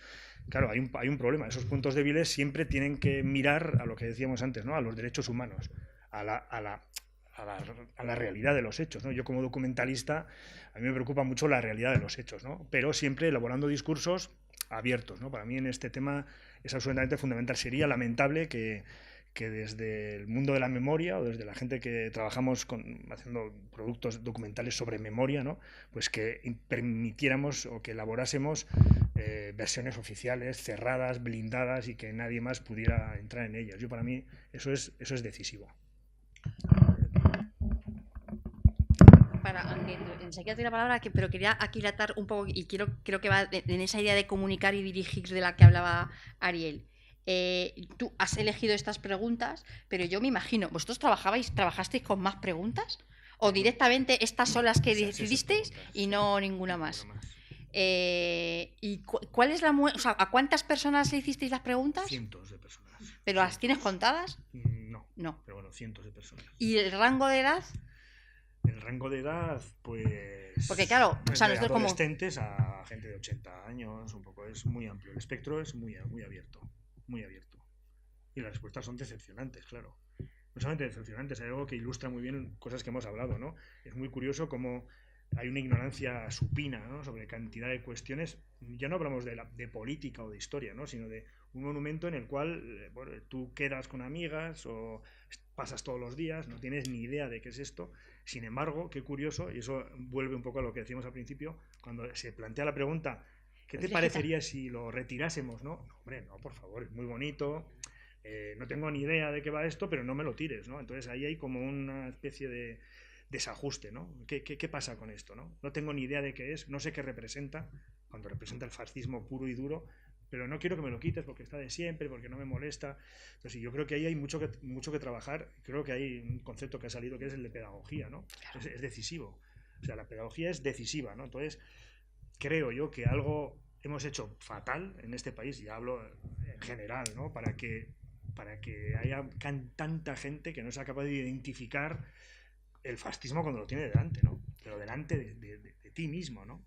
Entonces, ¿qué pasa? Que no tienes ni idea de qué es esto. Estamos hablando de un lugar como el que decía antes, ¿no? Que se masacró a 3.500 personas, un porcentaje enorme de la población, de una forma que a mí me gusta, porque me gusta calificar o comparar con el Estado Islámico, ¿no? Que tan acostumbrados estamos ahora a ver el Estado Islámico con las ciudades de Raqqa o Mosul, que se degüella a la gente y los tiene allí. Y en Navarra y en tantas otras partes del Estado español, pues los pueblos eran Raqqa y Mosul, ¿no? No se podía ni andar por las calles porque te mataban, y a tu viuda o a tu hija o a tu compañera pues le cortaban el pelo y la paseaban con una diarrea tremenda provocada por el aceite de ricino por la plaza del pueblo mientras todo el mundo se reía de ti. Eso era el Estado Islámico en estado puro. Entonces, ¿qué hemos hecho mal para que no veamos que esa gente que mató así levantase un monumento? Lo tienes delante de ti no tantos años después y no ves nada, ¿no? Entonces hay mucho que... Sí, a mí me gusta mucho la palabra, bueno, las pedagogías y luego la coeducación, ¿no? Para hablar un poco de varias miradas y no solamente de una mirada que parece que siempre viene desde arriba o desde lo académico, que desde luego tiene su función que hacer y queda mucho por hacer, pero hay otras pedagogías que hay que atender. Y bueno, uno tiene esa sensación cuando escucha... Yo he visto el documental 3 veces, ¿no? Cada vez fijándome en cosas distintas. Y claro, más o menos por los audios ves un poco ese rango, que quería un poco tu respuesta. Sí. Y claro, yo por ejemplo me quedaba con la misma pregunta que he hecho aquí, con la curiosidad de saber cuántas de esas personas han entrado en la... O sea, no sé, que a esas personas, sobre todo algunas que contestan, que tienen respuestas que no es que me sorprendan, porque tendría las mismas respuestas en Madrid. O sea, tú te vas a la Puerta del Sol y le preguntas a la gente sobre el edificio de la Comunidad de Madrid y no sabe lo que era la Dirección General de Seguridad ni que allí se torturaba a la gente. O sea, estoy segura que las respuestas serían iguales. Me ha hecho especialmente gracia un poco ese concepto, como ese concepto del monumento, aquel va muy ligado en España a Carlos III, me he fijado que es un top, Carlos III es muy importante, y los romanos, claro, también, los romanos, digo, madre mía, los romanos, será romano. Así que sí, pero bueno, no sé, supongo que me encanta. O sea, tengo la sensación en los dos documentales que es fantástico, creo que es una de las mejores cosas que se puede decir de un documental, que es que son muy cortos. Porque es como, necesito más respuestas, necesito más preguntas, y después, ¿qué pasa? O sea, ¿qué hace Angelita? ¿Cómo está? O sea, no sé, necesito más. Sí, bueno, igual, no sé. Pues, Bueno, Te voy a pasar allí sí, porque sí. las preguntas que había lanzado un poco Ariel. Bueno, voy a intentar contestar algunas de tus preguntas. Pues creo que para nosotros uno de los retos en hacer este documental era trabajar dos personas que tenemos relaciones muy distintas con la memoria histórica o con este contexto en concreto. Y por otro lado, formas, o sea, y no es que yo creo que si no tienes formación no puedes hacer cine, pero sí creo que las experiencias de tu vida y en este caso, por ejemplo, donde yo aprendí a hacer cine y en el programa en que estuve, pues eso también ha afectado cómo veo eso como práctica, ¿no? Entonces voy a intentar hablar de las dos cosas. Jorge evidentemente es de Abenójar, entonces él está haciendo un trabajo como antropólogo pero en casa, o sea, en el lugar que él mejor, o sea, que más conoce, ¿no? de su vida seguramente. Para mí es al revés, o sea, no solamente que no soy de Abenójar, no soy de España, vengo de un contexto muy distinto, mi interés en la memoria se desarrolla en América Latina, en Chile en concreto, entonces, claro, yo vengo con otra mirada y otra relación. También creo que es importante que no podríamos haber hecho este documental sin haberlo hecho juntos, en el sentido de que las entrevistas que hicimos con Angelita, ella tenía una capacidad de conversar con Jorge que era muy distinto a mi forma, en primero por el idioma. O sea, yo todavía a veces tengo que leer los subtítulos en inglés porque es otra forma de hablar, y también por la cercanía, o sea, ella entiende que Jorge es de su zona y tal. Entonces en el documental estábamos muy conscientes de eso y queríamos no necesariamente jugar, pero sí tratar de reflexionar sobre la tensión, ¿no? Entre la proximidad y la distancia. Entonces en la edición, por ejemplo, habían cosas que Jorge decía, no, eso no es necesario, y yo decía, no, es que es muy necesario, o sea, si no lo vas a poner a gente de Abenójar o gente en España que trabaja en memoria histórica, pues sí que tenemos que dar más información, ¿no? Y yo creo que esa interacción para nosotros fue muy interesante porque los dos aprendimos un montón. También creo que es importante mi formación como antropóloga. Yo vengo de este programa de Culture and Media que viene...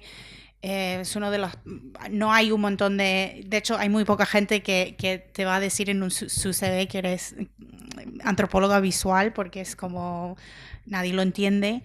Pero sí vengo de un programa que está muy preocupada con no solamente la representación visual, pero la propia historia en la antropología, de ir y sacar y documentar y filmar y llevar esas imágenes a otros sitios y olvidar de la política, de la representación, o sea, qué es lo que significa que yo, mujer blanca americana, estoy representando a la experiencia de gente en otro contexto, ¿no?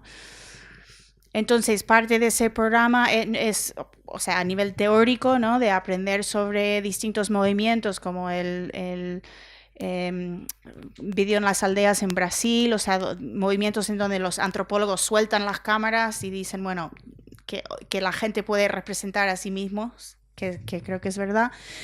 Y por otro lado, la formación técnica de aprender cómo hacer cine para participar en ese diálogo. Entonces el acto de ir y sentar y filmar con Angelita es una parte de cómo producimos el conocimiento, que puede ser de forma escrita o también de forma visual. Entonces sí que eso es muy distinto. Jorge tiene otra mirada de qué significa estar filmando y para qué fin lo vamos a utilizar, ¿no? ¿Qué te iba a decir? Otra cosa... que cuando estabas hablando de los discursos oficiales, yo creo que también es para nosotros, y eso también tiene que ver con el momento en que hicimos el documental, la intención de alguna forma es contestar un discurso oficial, que es que esto ya pasó, los efectos no se ven. O sea, en el caso de Angelita, la marginalización social, político, pero también económico que sigue viviendo hoy en día está muy presente, y eso es algo que queríamos incluir de alguna forma para contestar ese discurso oficial.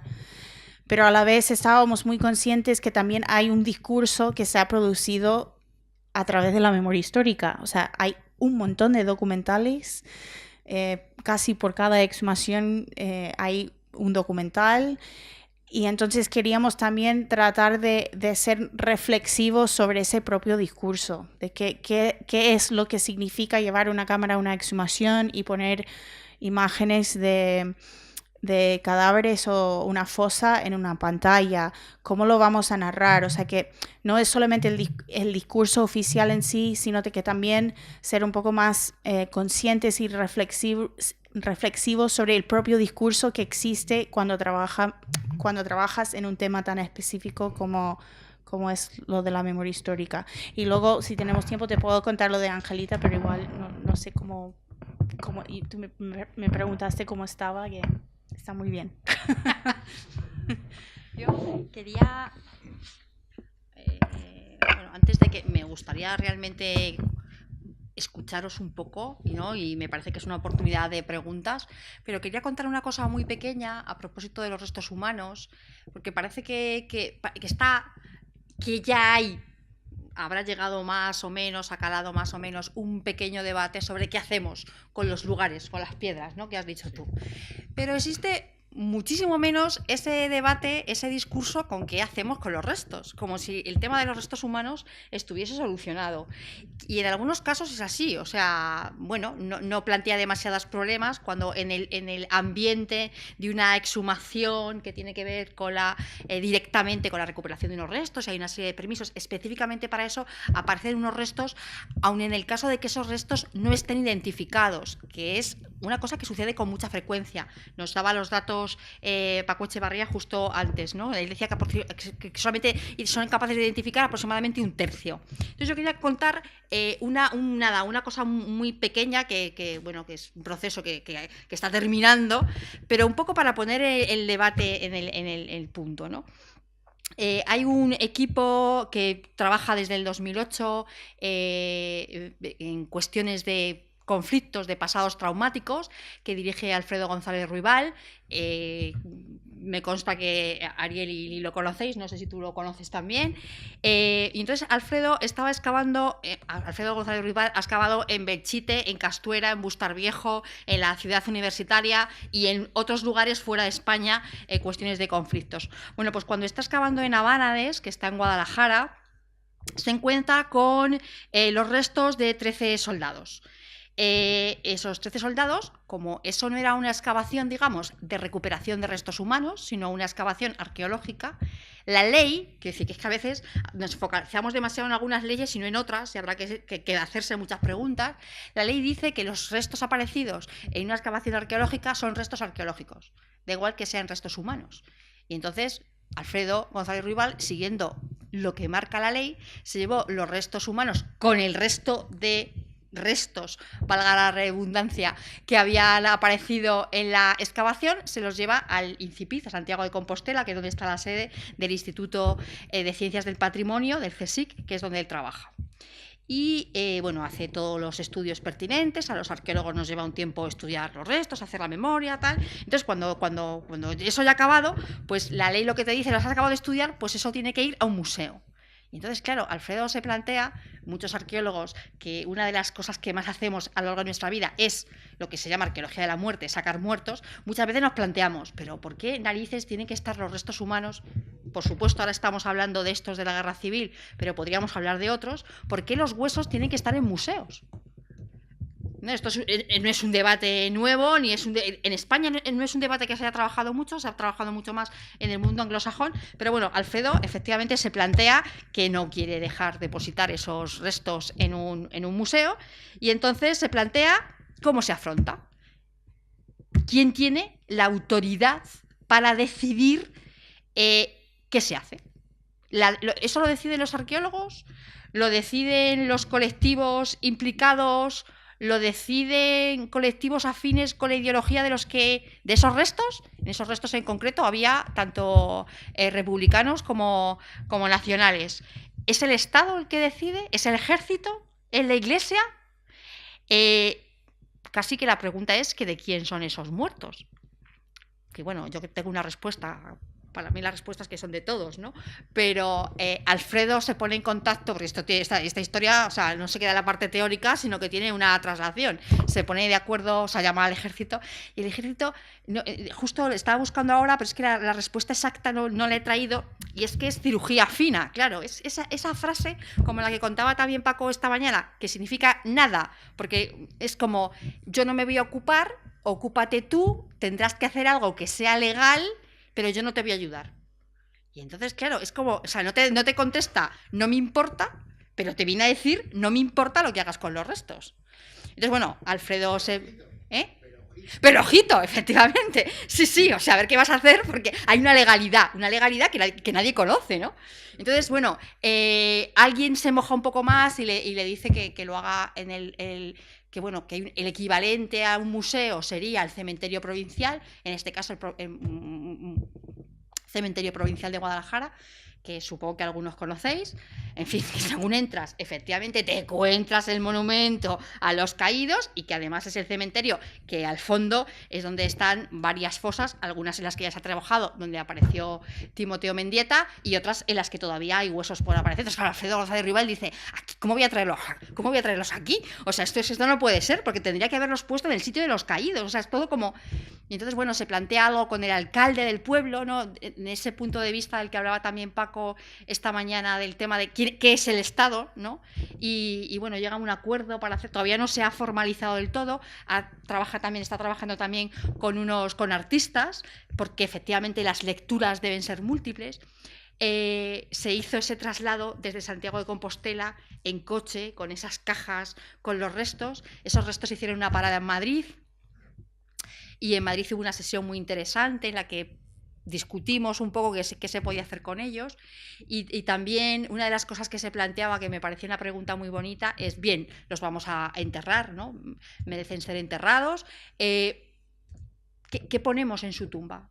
¿No? Y bueno, ese fue un debate muy, muy bonito, y la respuesta, no sé si alguno estuvo allí o conoce esta historia y lo que estoy contando le parece ya un poco repetitivo, pero allí una persona del público dijo que él sugería poner en una lápida muy sencilla unos versos que son los que tenía Machado en su bolsillo cuando muere, que son unos dos versos como bastante enigmáticos. Y entonces, bueno, la verdad es que Alfredo retomó esa idea, y esta es finalmente la idea que se va a hacer, ¿no? Quiero decir que esto también es una invitación más a que el público participe.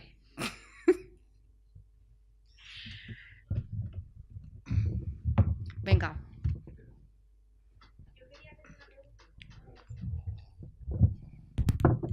Bueno, primero, hola a todos.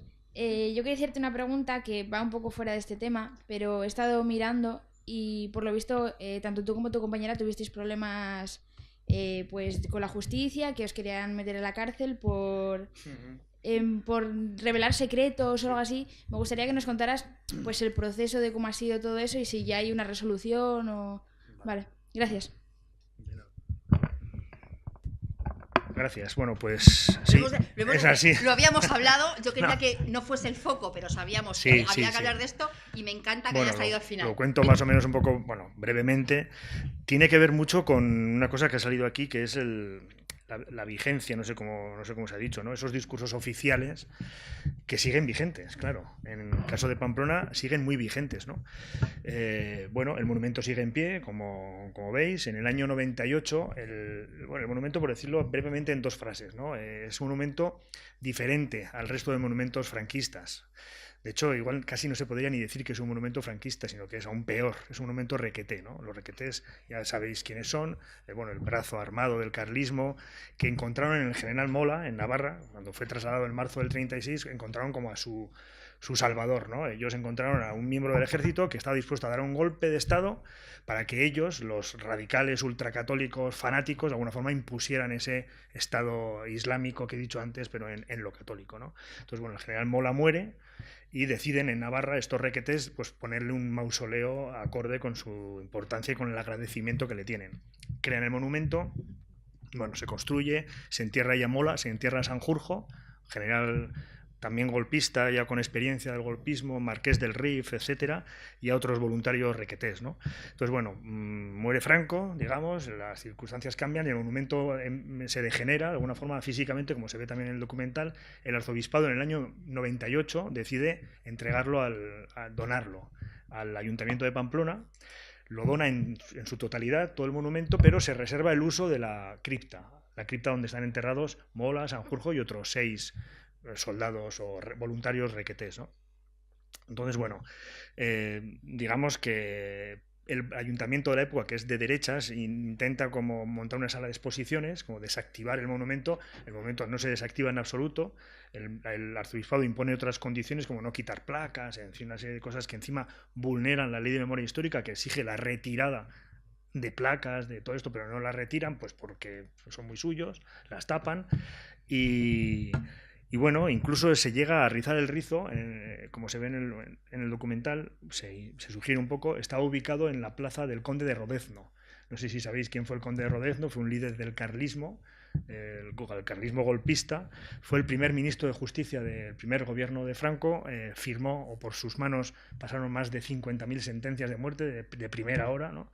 A partir del primer gobierno de Franco, estaba ubicado ahí. Entonces, no recuerdo ahora exactamente en qué año, el gobierno de UPN, que es la derecha local que apoya al Partido Popular, bueno, pues se le exigió, en cumplimiento de la ley de memoria histórica, cambiar el nombre de la plaza, porque vulneraba la ley de memoria histórica. Entonces, en una especie de salto mortal, triple salto mortal, dijeron, vale, vamos a cambiar el nombre de la plaza, pero no lo vamos a cambiar. Deja de ser en la plaza dedicada al conde de Rodezno, Tomás Domínguez de Arévalo, que era su nombre, y se la vamos a dedicar al condado de Rodezno, es un título nobiliario, con lo cual el nombre sigue siendo Plaza del Conde de Rodezno, pero ya no de ese, sino de todos, ¿no? Entonces, bueno, quiero decir con esto, el monumento sigue vigente, sigue tan vigente que en la cripta, que se reserva el arzobispado, como te digo, para hacer sus cultos católicos, bueno, pues tiene su sede y hacen sus misas un grupo que es el que nos ha llevado a juicio a nosotros, a raíz de este documental, que parece mentira, pero se llama Hermandad de Caballeros Voluntarios de la Cruz.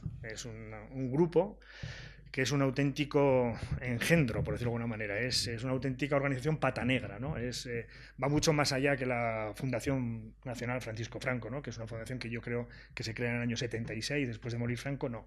La Hermandad de Caballeros Voluntarios de la Cruz se crea por excombatientes requetés, o sea, gente golpista directamente, y se crea en el año 39. En el año 1939, nada más termina la guerra, la crean los requetés porque, como he sugerido antes, ¿no? Los requetés tenían como un enfrentamiento, digamos, dentro de las familias, ¿no? Del golpismo, pues con el falangismo, con el franquismo.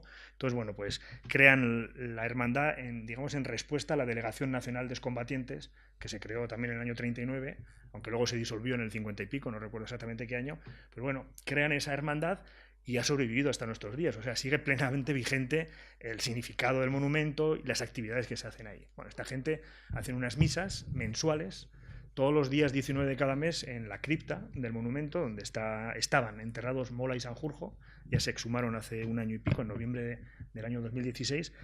Hacen las misas el día 19 porque en Navarra el golpe de Estado no fue el 18 de julio como el resto del Estado, sino fue el 19 de julio. Entonces hacen sus misas golpistas, en fin, sus misas hacen allí. Entonces, bueno, nosotros pensamos que para hacer el documental, esas misas que han sido muy cuestionadas por el Parlamento de Navarra, por el Ayuntamiento de Pamplona, ha habido preguntas al Parlamento de Europa, ha habido movilizaciones, ha habido todo tipo de respuesta a las misas.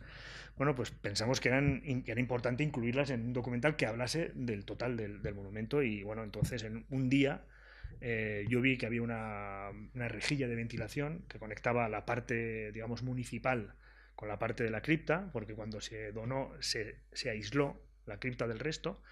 Vi una rejilla de ventilación y vi la oportunidad de, bueno, pues poner una cámara y un micrófono para grabar una de esas misas, ¿no? Que se hacen en ese paisaje con las tumbas de Mola, de Sanjurjo, toda esta gente. Entonces, bueno, no sabemos por qué motivo, aún es algo que me pregunto, pues alguien descubrió los cacharritos estos que puse yo mismo, hubo una intervención policial y después de la intervención policial pues hubo un proceso de instrucción, una demanda, en fin, y que nos ha llevado, pues esto sucedió en marzo de 2016, nos ha llevado a que ahora mismo estamos inmersos en un proceso judicial en el que la hermandad nos pide 2 años y 6 meses de cárcel, el juicio aún no ha terminado, termina el 12 de diciembre, por un delito de revelación de secretos y contra la intimidad. Entonces, pero no es lo más grave del asunto. A nosotros, después de la primera sesión del juicio fue el 14 de noviembre, entonces ahí vimos un poco, bueno, ya lo habíamos visto, ¿no? Pero lo que a mí me parece más fuerte de todo es que esta demanda la pone una entidad requeté, o sea, puramente golpista, que tiene las manos manchadas de sangre, y el Estado, o sea, la Fiscalía, la admite y se hace cargo y, vamos, los ampara completamente. Entonces, esto conecta mucho con esta vigencia no solamente de los monumentos, ¿no?, sino del sistema, ¿no? O sea, una entidad golpista demanda a 2 documentalistas que están pretendiendo únicamente hacer un documental, son capaces de llevarlos a juicio con la ayuda, pues, de la Fiscalía, de la policía, en fin, de una policía que... El otro día yo no había caído en ello porque ya estamos un poco desbordados, ¿no? Pero no sé si recordáis que hace como 2 semanas el jefe de la Policía Nacional de Navarra fue destituido porque le encontraron en sus mensajes de WhatsApp o de Twitter, o no sé qué era, unos tweets apoyando al teniente coronel Tejero, en fin, una locura, ¿no? Esa policía que a nosotros nos instruye todo el procedimiento, pues está mandada por un jefe de policía que es absolutamente... presentable, ¿no? Entonces, que todo sigue vigente. Entonces, bueno, pues sí, estamos inmersos en esa historia. Tenemos 2 peticiones de 2 años y pico de cárcel, 12.000 euros a cada uno, y ahí estamos. Pues no sabemos en cómo va a acabar. Esa es la historia. Una profesión de riesgo. Sí. No, decir la verdad. No es verdad, documentar. Bueno, yo creo que lo documental es una profesión de riesgo en general porque cuando te enfrentas a la realidad, pues en cuanto arañas un poquito, pues saltan las chispas, ¿no? Y eso es habitual. Yo creo que, bueno, ahora lo estamos sufriendo muchísimos documentalistas o gente que trabaja aquí ahora mismo, hace, no sé si ayer, ¿no? El ejemplo de Juan Carlos Mor, ¿no? Pues lo mismo, ¿no? Por pretender documentar una manifestación, no sé si fue en la Puerta del Sol o no sé qué, pero al final le han deducido, le han embargado 2.000 euros de sus cuentas y tal, en fin, es profesión de riesgo. Sí. Bueno, la parte buena es que no hay ninguna parte buena, pero ha habido manifestaciones, manifiestos, apoyos, yo he leído cosas que supongo, o sea, a mí como, claro, que lo vivo fuera, pero me llena, supongo que a vosotros también os dará cierta alegría, no sé, el Ayuntamiento de Navarra ha hecho un texto, ¿no? Bueno, el Parlamento de Navarra volvió a posicionarse apoyando, no solamente apoyándonos, que al final es lo de menos, ¿no? Pero también pidiendo que terminen esas misas, de alguna manera no son sostenibles, ¿no? Unas misas que hay otro factor. Esta hermandad de caballeros voluntarios de la Cruz la crean, como he dicho, los combatientes requetés, pero la funda el obispo de Pamplona en el año 39, ¿no? Y sigue dependiendo directamente del arzobispado de Pamplona ahora mismo. Entonces, tenemos la Iglesia que no hace nada por disolver o por evitar que estas ceremonias golpistas sigan produciéndose. Entonces, claro, esa vigencia que hablamos antes es que es tangible, es real, ¿no? Estamos inmersos en esa historia, entonces... Si no fuese dramático, parecería esto de los caballeros de la mesa cuadrada de los Monty Python, porque vamos. Que yo simplemente iba a agregar que además de una profesión de riesgo, que creo que es verdad, yo creo que también estamos viviendo en un momento que hay una batalla bastante importante por la visibilidad y no necesariamente la verdad, pero esto, por ejemplo, que hace muy poco que estuve en Estados Unidos con el fake news y de esto, de que esto también va a tu pregunta sobre la comunicación, de que cualquier persona puede inventar o llevar una observación personal y llevarlo a crear una nueva realidad, pues es muy importante, o sea, no solamente la imagen, pero creo que es una forma muy importante de participar en esa batalla, porque estoy cada día más convencida que es una batalla, o sea, aquí también con la ley Mordaza, o sea, que es importante crear esos espacios sea a través de un documental o a través de otra cosa, pero sí donde se puede reflexionar sobre lo que está pasando, no solamente aquí en España, sino que en casi todas partes del mundo. ¿Más preguntas?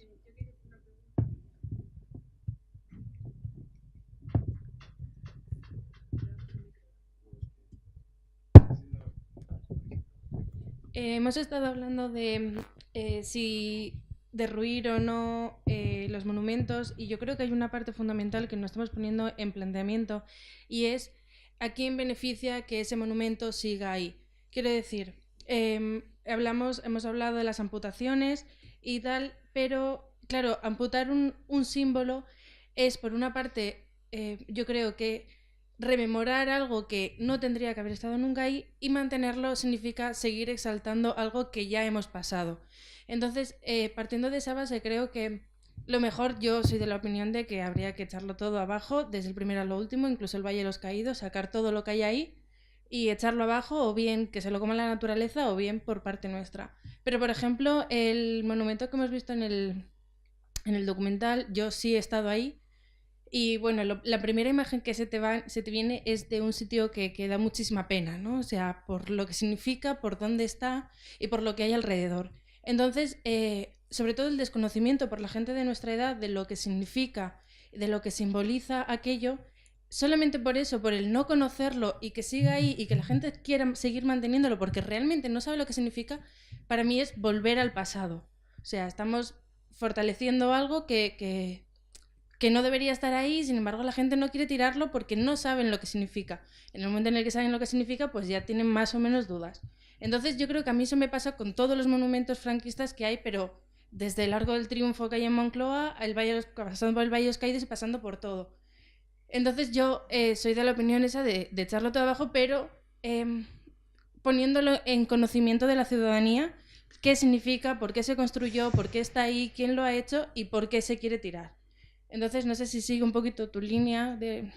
Y bueno, solamente quería eso.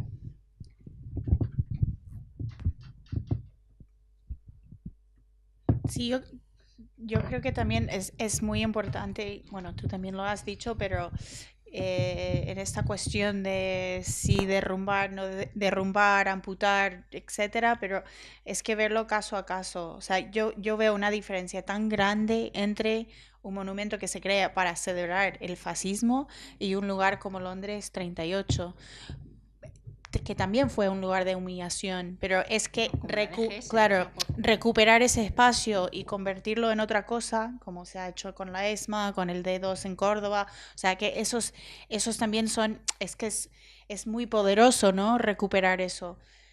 Mi pregunta es, ¿quién va a querer recuperar, o sea, qué significa recuperar el valle, cuando todavía para mucha gente es un monumento al fascismo? O sea, eso es la parte que me parece que, como en cada de estos casos hay que verlo de como las particularidades de cada uno, pues nada, creo que es importante.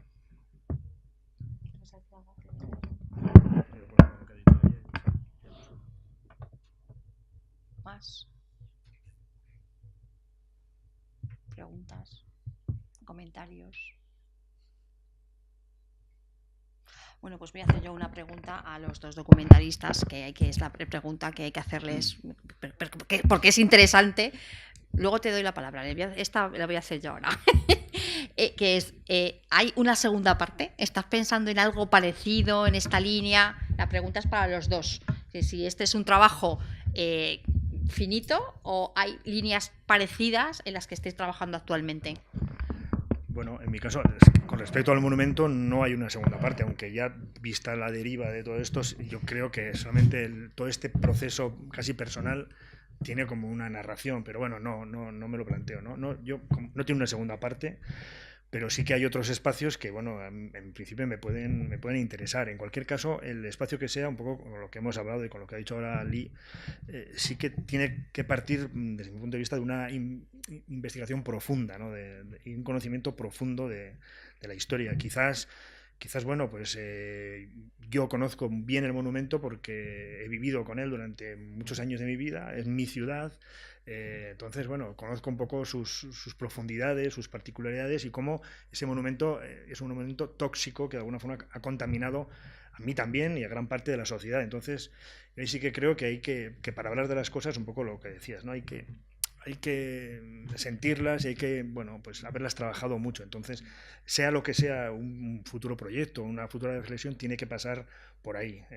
No sé, yo no me vería ahora mismo haciendo gratuitamente o en poco tiempo un documental o un trabajo sobre algún monumento de una ciudad que no conozco, que no domino. Yo ahí, bueno, es mi sensación, son mis sentimientos cuando hago trabajos, ¿no? Y a propósito de esto, tengo como una especie como de reproche que hacer a... O sea, nosotros hicimos unas jornadas, como he dicho al principio, ¿no? En el año 2017 sobre el monumento. Luego el ayuntamiento hizo otras jornadas también porque estaba inmerso en este proceso y fue muy curioso, ¿no? En estas jornadas vinieron muchos expertos de fuera de Pamplona, ¿no? Yo tampoco soy amigo de esto de ser de un sitio, ser de otro, pero hay que informarse, ¿no? Puede ser de la Conchinchina, pero tú te informas, sabes cómo funciona la historia, te metes en... Entonces, en estas jornadas, a mí fue una especie de ceremonia del despiste o de la ignorancia o del desconocimiento, ¿no? Entonces era como, yo traigo mi mochila cargada de información sobre el Valle de los Caídos o sobre otro tipo de monumentos, vengo aquí que no tengo ni la más remota idea de esta gente de Pamplona, que no tendrán ni puta idea de nada, pues porque no tienen, les echo mis conocimientos, mi chapa, y les recomiendo, no, esto no hay que tirarlo, ¿por qué no? Pero sin conocer, hubieran sido perfectos protagonistas de algunas de las respuestas, ¿no? ¿Qué es eso? No tengo ni idea. Tampoco sé qué representa, pero voy a sugerir una actuación muy decorada, con un celofán académico muy potente, pero que al final es muy decepcionante, sobre todo para la gente que vive ahí. Y luego hay una cosa importante que yo tampoco le doy mucho valor, le quiero darle el valor que tiene, ¿no? Y son las víctimas.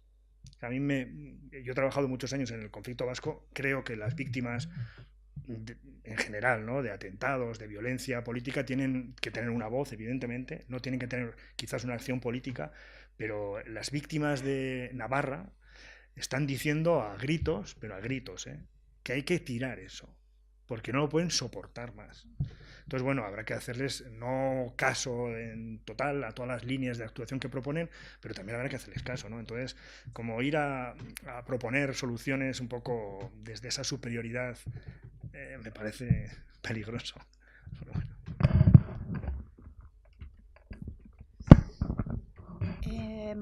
Pues supongo que, bueno, por un lado el documental ya ha tenido como varias vidas, tanto por su circulación en distintos lugares geográficos, pero también por su regreso a Puerto Llano. O sea, uno de los primeros lugares donde fuimos era para mostrar el documental a Angelita y luego hacer una proyección ahí en Puerto Llano, en donde ella, o bueno, fue en Ciudad Real, donde ella estuvo presente.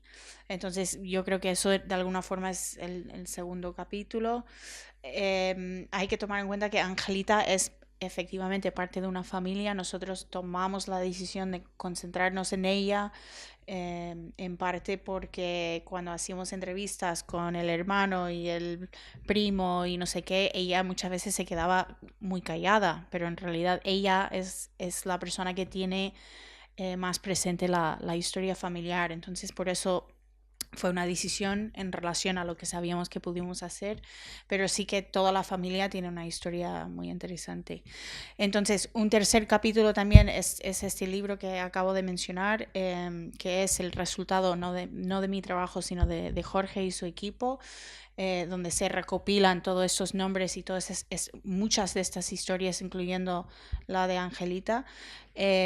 Y sí, que hemos hablado de la posibilidad de hacer un libro, de grabar más entrevistas, o sea que siempre tenemos las ganas de seguir, porque cuando empiezas a tirar el hilo, pues al final es que siempre hay mucho más. Eso. Y una pregunta, cuando te he presentado y he dicho tu breve currículum, no he dicho dónde estás ahora y creo que resulta llamativo. Si nos puedes contar un poco qué es lo que estás haciendo. seguro que nos interesa. Pues yo soy una becaria de investigación convertida en falsa autónoma en el Museo Reina Sofía. Trabajo en el departamento de colecciones, donde estoy realizando una investigación sobre, ayudando por un lado al museo que está amplificando su colección latinoamericana, y por el otro lado concentrándome en arte, bueno, no siempre, pero casi siempre política, performance, arte gráfico y fotografía de los años 60 hasta comienzos de los 90 en América Latina. Entonces, mucho de este trabajo tiene que ver también con mi trabajo anterior, ¿no? Que cuál fue la producción artística en contextos de represión, cómo se utilizaba, también hablando de significación, cómo se utilizaba nuevas estrategias, ¿no? Para denunciar cosas cuando el acto de denunciar te podría... podrías tener un juicio. Entonces, muchas de estas prácticas fueron efémeras, no basados en la creación de objetos. Entonces, mucha de la investigación se centra en esos contextos. Y también esto, el juego, ¿no? Entre cómo hacer visible la ausencia, que es como un tema bastante importante para entender la represión, aunque cada caso es distinto, pero la represión en las dictaduras latinoamericanas. Venga. Voy a aprovechar para hacer publicidad de una historia, ya que ha salido lo del Reina Sofía de Lee, para que esté interesado. Bueno, el día 13 de diciembre, ¿no? Hay un acto, un debate que tiene que ver con memoria histórica, en fin, con la vigencia de la dictadura, con los rastros de la dictadura. Estaremos nosotros dos, estará Emilio Silva, estará María Eugenia Rodríguez Palop, estará Isabel Cadenas Cañón, y no sé si hay alguien más, pero bueno, 13 de diciembre, no sé exactamente a qué hora, pero bueno, pues si a alguien le apetece ir, el 13 de diciembre, en el Reina Sofía, sí. Sí. Roja, la nueva.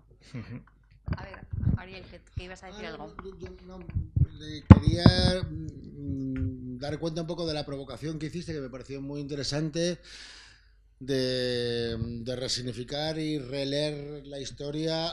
¿Hasta cuándo? ¿Hasta dónde? ¿No? Y en ese sentido, pues bueno, yo creo que es una reflexión importante dentro de digamos, de un ámbito, yo creo que de una crítica cada vez más estructurada de una modernidad siempre trunca, siempre inconclusa, y que creo que vale la pena desde el punto de vista incluso teórico, digamos, revisar ciertas nociones de una modernidad y modernización que se nos vendió de una manera muy naturalizada e ideológica, y que bueno, cuando hoy vemos un poco que cuando, por ejemplo, pues ¿no? comunidades indígenas llegan a situaciones de poder del Estado, dicen, ¿por qué me tengo que seguir haciendo esta lectura del redescubrimiento y de los conquistadores?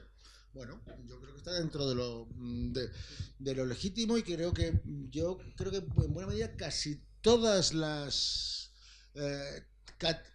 propuestas de conmemoración deberían tener una chapita de y hay gente que opina esto otro, ¿no? Que sería lo razonable, ¿no? Bueno, por eso una de las cosas que más me ha gustado siempre es usar el plural, porque no hay una memoria, hay memorias, igual que, bueno, lo decía, el discurso por supuesto no es mío, decía hoy Chema en la presentación, Chema Urquijo, que decir que durante la época del franquismo no había una memoria es un error, había una memoria, la de ellos, claro, o sea, lo que estamos haciendo nosotros ahora no deja de ser una contramemoria. Bueno, pues yo creo que mañana simplemente recordar que está Joan Garcés, que es, creo que una de las reflexiones más interesantes que tenemos desde el punto de vista de la geopolítica, y que nos ha prometido que va a reflexionar un poco sobre la geopolítica de imaginarios, silencios y olvidos, que va a ir un poco en esta línea. Pues si no hay ninguna pregunta más, pues que disfrutéis mucho lo que queda de jornadas. Y muchas gracias otra vez.